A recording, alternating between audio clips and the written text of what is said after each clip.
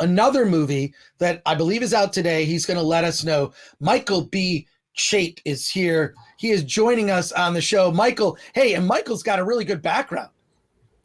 Thank you. I got that working about like 2 minutes ago, so I'm really glad that I did. Otherwise, it would be a beautiful set of white blinds on the window. So that's great. Well, tell us, like, is the film, your film Wolfhound, it's in theaters today, or it's out on video on demand? Actually, both, and I'm extremely thankful for that. It's very surreal. We've got 33 theaters across the country, especially in the hometown here in Detroit. Sorry, I just got somebody texted me about the background right now. It's backwards, but that's okay. We've got a background. The brain has swapped it around. All right. Okay. Excellent. Tech difficulties, but that's okay. Wait a sec. Did you say Detroit? Yeah, it's in 8 theaters in Metro Detroit, and that's where I am coming at you from. That's where I was born and raised, and that is where we shot most of the movie in Metro Detroit. But to finish answering your question real fast, it's also on Amazon Prime, on Apple TV.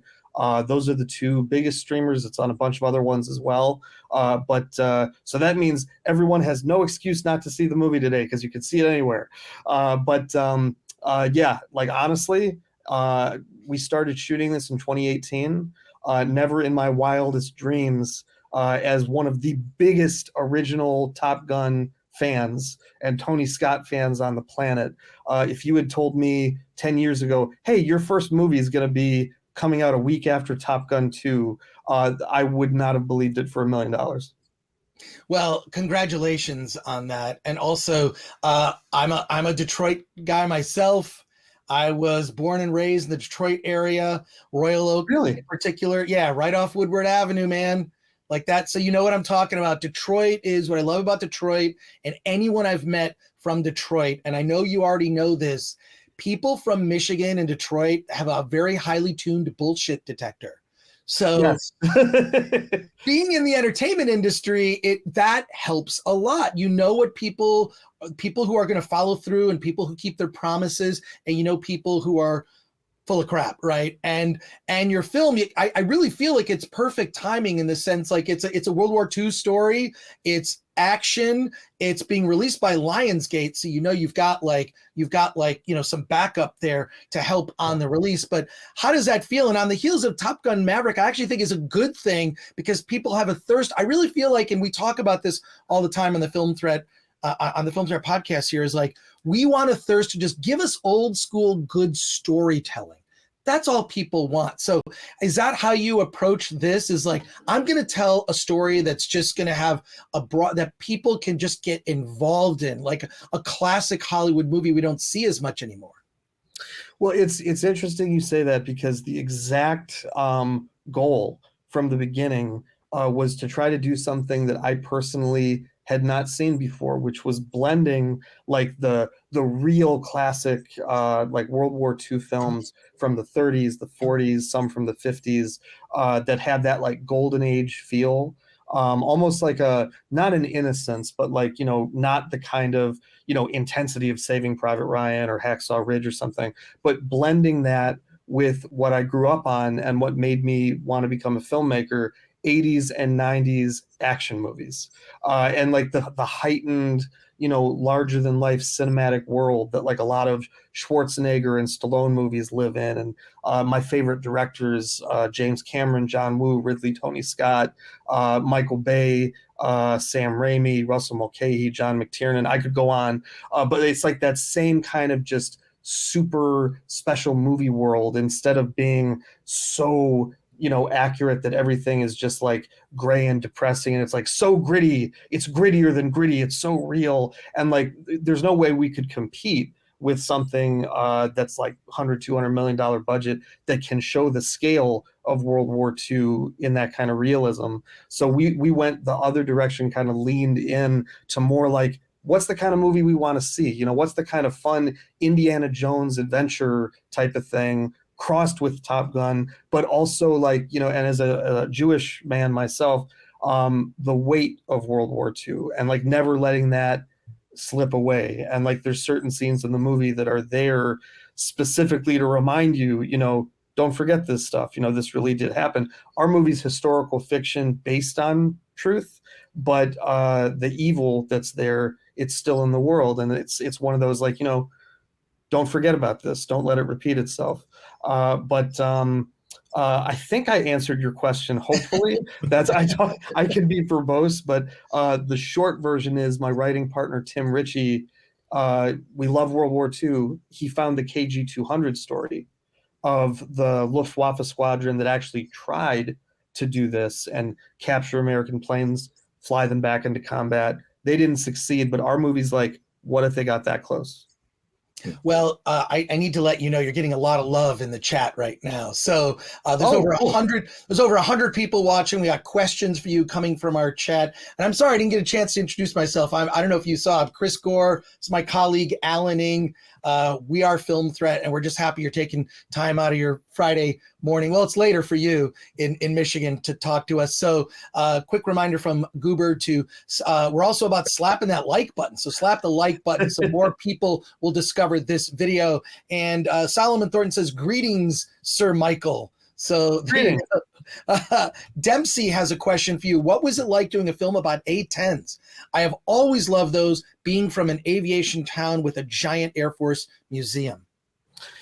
Well, I did two commercials, one in 2012, one in 2007, that both featured live fire exercises of A-10 Thunderbolts, one for the 110th Fighter Wing, which doesn't have any the planes anymore, sadly, and one for the Black Snakes, 127th in Indiana. And it was one of the biggest rushes of my life, having those things screaming overhead and literally telling them, please fly at my head, and then pull off like 10 feet after you're before you hit us. And just like, you know, I mean, this is going to sound cliche, but just like smelling the jet fuel and just like seeing the rockets and the Gatling guns fire, and also just the huge amount of respect that I have for the pilots, the mechanics, the ground crew, pretty much everybody in the armed forces, like for real. And that's one of the reasons we made Wolfhound as a tribute. It was wild. I mean, it was more fun than you should ever be allowed to have making a commercial. And more comments here. Matthew A. Kobo says, trailer looks great. Plane shots look intense. And Jack D. Ripper asks, what was the hardest artistic choice you made in the making of this film at any stage in production? Oh, man. I think the hardest artistic choice, it was actually about the rating. We were very concerned, you know, this is the first, you know, feature film I've been lucky enough to make. It's been with, you know, my team, basically, most of which I met in film school at Columbia College, Chicago. And, you know, almost every department head, you know, went to school with me. And this has been such a long time coming. We didn't want to make any mistakes, you know, big mistakes along the way. And when it came to like, do we go R or PG-13? Because that, you know, not to sound too much, you know, business versus art, because I'm much more on the artistic side. You know, PG-13, a lot more people can see the movie, but at the same time, it's like, we're killing Nazis here. Do we really not want to go R? And so we basically tried to like toe the line to have the hardest PG-13 that we could, but not go into our territory. And like, as we were filming, the more, this is going to sound like possibly silly, but with every Nazi that gets shot or blown up or just, you know, buys the farm in the movie, I'm sitting there like, I kind of wish that was a little harder. I kind of wish that we had more squibs on that guy. Like, let's do 7 instead of 2. And we ended up getting an R rating because we did go just over that line. So in retrospect, it's like, we could have had RoboCop and Total Recall action with the blood hits, but I think it's classy. It's more accessible. Like, you know, I think people that are in their early teens can still enjoy it with their parents. So I think that worked out. But yeah, it was literally like how violent versus, you know, not really showing it. What's the Academic- preparation like for aerial sequences? Considering this is your first film, I would imagine that's pretty daunting. Just a little bit. It was very intense. We were blessed to have truly, I mean, I'm not exaggerating. I think the best aerial coordinator in the business, Craig Hosking. He did Dunkirk with Christopher Nolan. He flew for Pearl Harbor with Michael Bay. His resume is like 300 things long. And he was kind enough to come out. He choreographed every single maneuver, every shot. The pilots we had from the Yankee Air Museum and the Military Aviation Museum were awesome, but like you need someone to make that safe. You need someone that really understands camera work, space, movement, kinetic energy to really make it sing. And literally every, just like you see on the Top Gun documentaries, at least the Tony Scott 86 one, every single flight, there was like a 45-minute group meeting, like pre-flight meeting. He took model planes that we brought, choreographed it. I said, here's what I want. He said, that'll kill someone. Here's what we will actually do. And then he had the pilots actually walk their moves in the hangar and out on the tarmac and literally have arms, sometimes out like they're a plane. It's like, so you're going to go here, you're going to do this, I'm going to do that. And then they just went up and executed it. And It was incredible. Wow. What was, we have another question here. We have a lot of questions, actually. Hopefully you can get to them all. Solomon Thornton asked, what was the best advice you got in filmmaking? Well, two things. One, don't take anybody else's advice. Two, and this is actually real. I was very blessed to get to know Jonathan Frakes, who plays Commander Riker in Star Trek. He directed First Contact, which is one of my favorite movies. Scared me to death as a 12-year-old. And he, talked to me for 45 minutes before we shot this on day one. And he gave me some really great, technical advice, time planning advice to make your days. So, on the work itself, the craftsmanship, that was invaluable. But the best advice, I think, I've gotten it and I will give it again. And James Cameron kind of has said things like this. If you love it, if you want to be a filmmaker, if you have that passion, do not let any of the haters, any of the naysayers, anybody that over the years, and there will be thousands of people literally over the years that you'll come in contact with, whether it's friends, family, colleagues, other filmmakers that just say, oh, you shouldn't do this. Oh, no, what you really want to do is this. Oh, no, you don't want to direct. You want to do this. Oh, you shouldn't make an action movie. You should make something more, just independently minded. Well, for me, my mind was action, and just really following that passion, never letting it die, never letting that fire in your heart for making movies go out. And then eventually, this took us about a decade to do. And I wouldn't trade that work for anything in the world. It's surreal talking to you guys right now. And like this wouldn't have happened for us if I had listened to anybody say, nah, you shouldn't do that. It's just too hard. Patrick Lemire has a question here. It says, trailer looks really convincing. Kudos for shooting in Michigan. Did the state help with budget? I know it takes so long to put a project together. Michigan has some very favorable to indie filmmakers. Can you talk about that a little bit? Well, the short answer is actually yes and no. We did not get any tax incentives. So we were very lucky to be funded by a single investor. And it was actually Bob Lutz, who was a big time automotive executive. He was one of the heads of the big three at various times. He just helped make the Dodge Viper. So he's a pretty cool guy. But the film incentives that Michigan used to have were incredible. Then they went away. It got really hard to film here.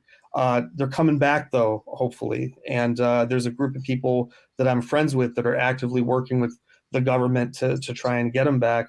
But what I will say is the network that we've built up in Michigan, because I've always tried to bring, as much commercial work, music video work, even short films, just anything here that we could, and keep it in the state, because there's so many great artists here, and there's great equipment, great locations, just great filmmakers, great actors. So I will say in that case, Yes, because if it wasn't for everyone we knew here, Sue Witham, my producing partner, she's a longtime commercial producing veteran with her own network, and it's like we combined our networks, and there's no way we could have done this in any other state just because of the lifetime of favors that we called in. But the incentives are hopefully coming back to answer part of that question. Dempsey has a question. What are your feelings on practical effects or lack thereof in modern cinema? I think audiences, this comes up a lot when we talk with people here on YouTube and just other film fans, that there's almost like too much of a dependence on digital effects, where you look at like the Marvel movies and it looks like they just stood in front of a green screen, and kind of like there's a disconnect. So where do you stand on practical versus, practical effects in modern cinema, and wishing maybe you could use them more? So I'm going to be very careful answering this because I don't want to get punched in the face by my visual effects supervisor and good friend Ryan Urban. But I love practical effects. I've always been a huge advocate for in camera. If we can do it live, let's do it live. Let's try to augment with digital effects instead of fully create.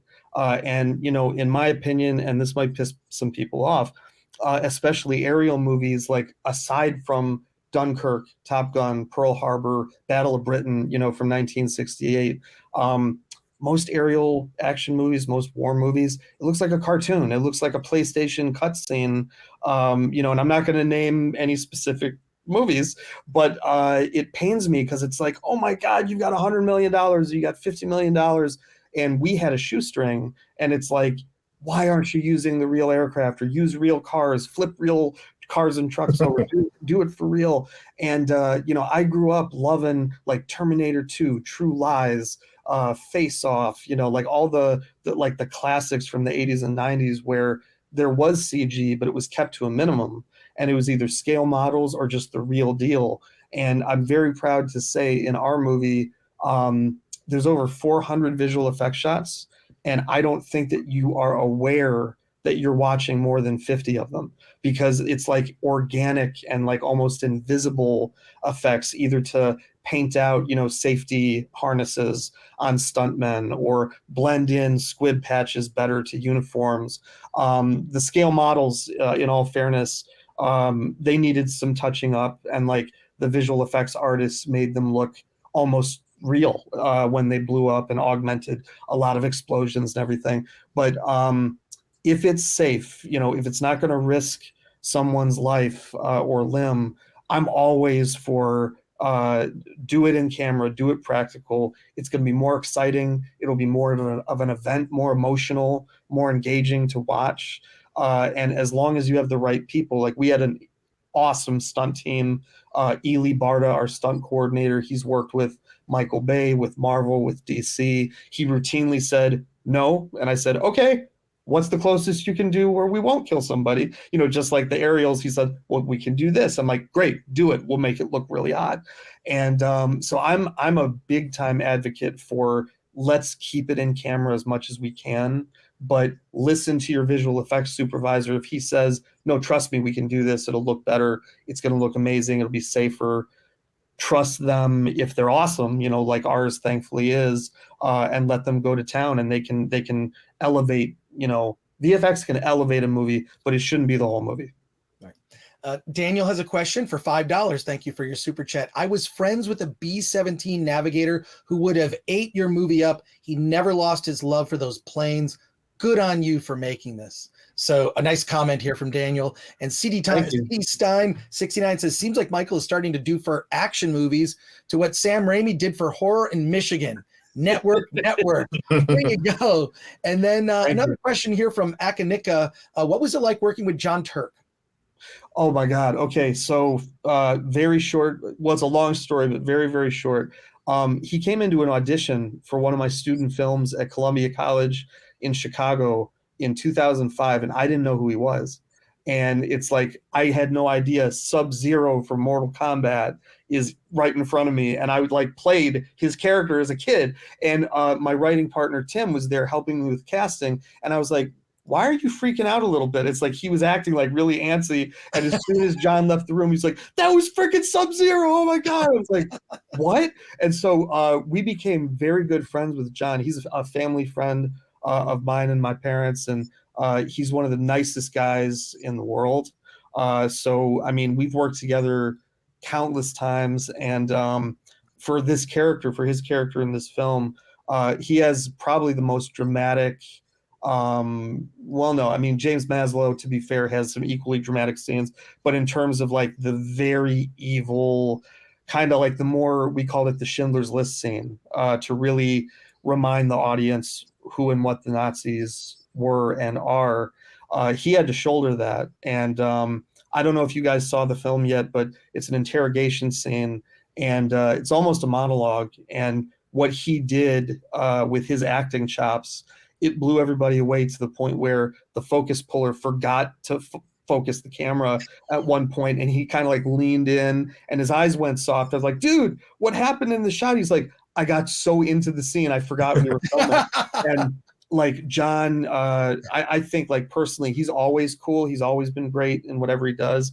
But in this movie, you see a side of him, an acting ability that I don't think anyone has seen before. I'm biased, but I truly believe that. And he's the nicest, goofiest, funniest guy.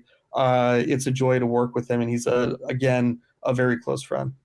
I hope you can stick around for a couple more questions. I know we got to wrap up, but Jack D. Ripper says, how different were what you originally envisioned the film being like and how it eventually turned out? That's a hard question to answer, because I don't want to sound like, you know, pompous or big on myself at all, because I'm not.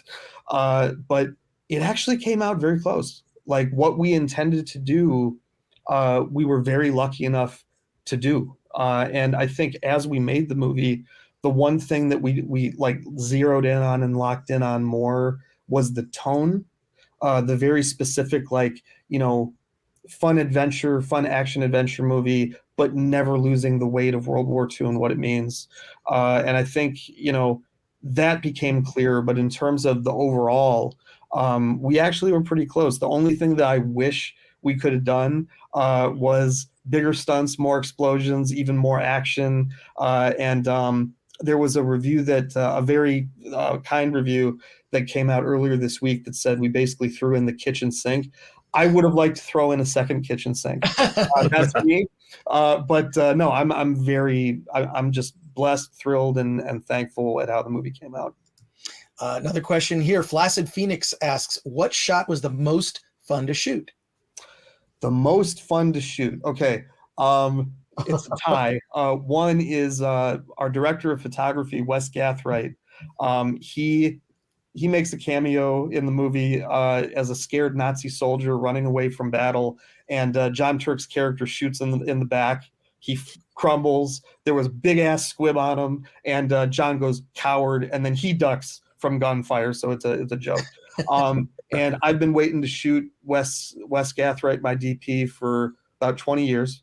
That was, I mean, I get killed, the writer gets killed. Like we all kind of had cameos where we buy the farm. But I'd say it's a tie between that and like, there is nothing like having a B-17 Flying Fortress or a Spitfire or a P-51 literally like coming at your head and then peeling away at the last second, just like that.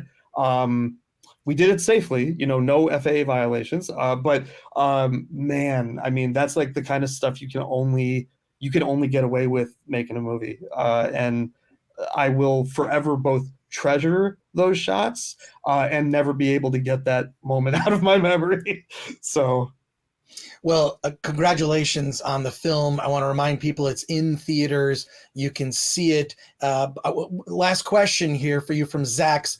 What's your dream film to make? Now that you've made Wolfhound, you spent like a decade working on getting this made, shot it in Michigan. It is now out for the world to see, but do you have a dream film beyond this movie?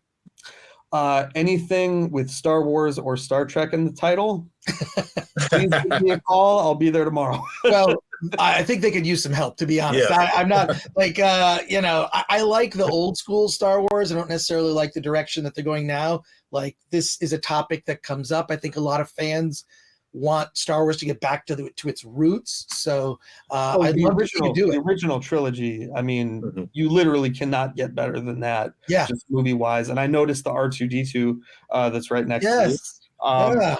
But I will admit, like, I was bawling when I saw The Force Awakens at certain moments. And I loved what J.J. Abrams did with that movie. I'm going to just not say anything about The Last Jedi. Okay. And we'll leave it at that. The chat loves you. The chat loves you. Yeah, well, we could talk on and on. I mean, look, we talk about the sequel trilogy maybe not succeeding in the way it should. There are moments like when you see the Millennium Falcon for the first time, that little hunk of junk, when you see Han Solo again, like there's moments, you get chills. Like, I've been waiting to see that for years. You know what it was for me? And this might be very esoteric and like just me, but when Rey catches the lightsaber in the finale of the first movie and the Burning Homestead soundtrack comes on, when that happened, it destroyed me, like both nostalgia-wise and just like what that meant. And like if the whole movie was that 20 seconds, like I'd be happy.